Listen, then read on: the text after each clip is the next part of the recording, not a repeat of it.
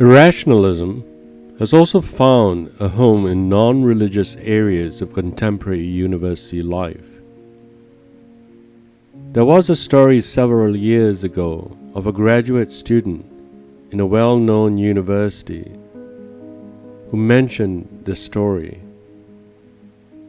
It goes like this.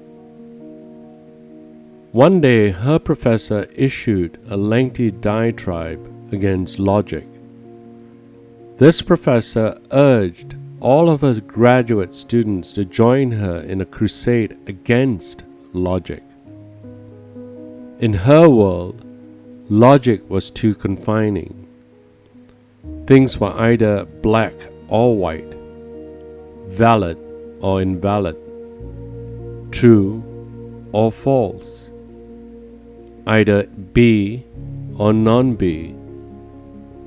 She preferred things that were cuddly, soft and fuzzy, such as feelings and intuitions.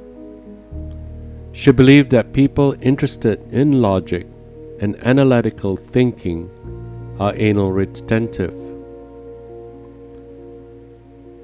This professorial enemy of reason and logic was also quite critical of the history of the Christian faith. After class, the student asked the professor if she could pose 3 questions.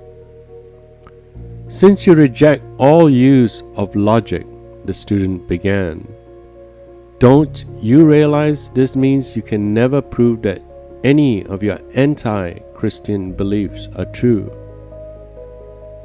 After all, proving something does require and include an appeal to laws of rational inference.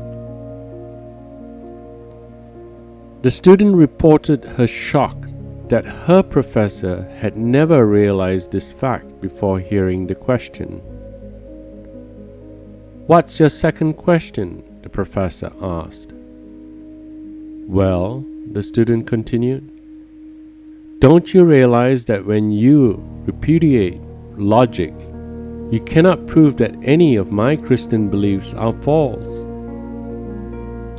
This point had also escaped the attention of the professor.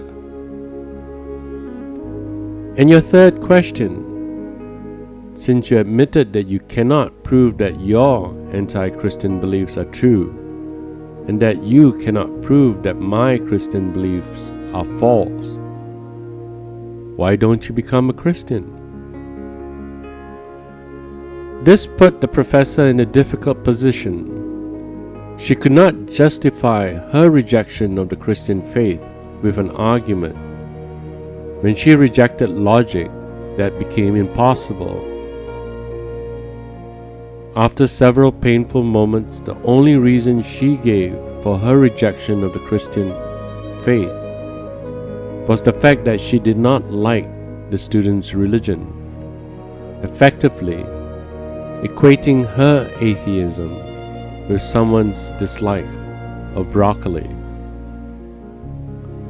At the end of the 20th century, it appears that the real irrationalists in the world include many enemies of religion. An important application of the principle of non-contradiction is the discovery of positions that suffer from self-referential absurdity. This condition exists whenever the application of a theory to itself involves one in a necessary falsehood or logical nonsense.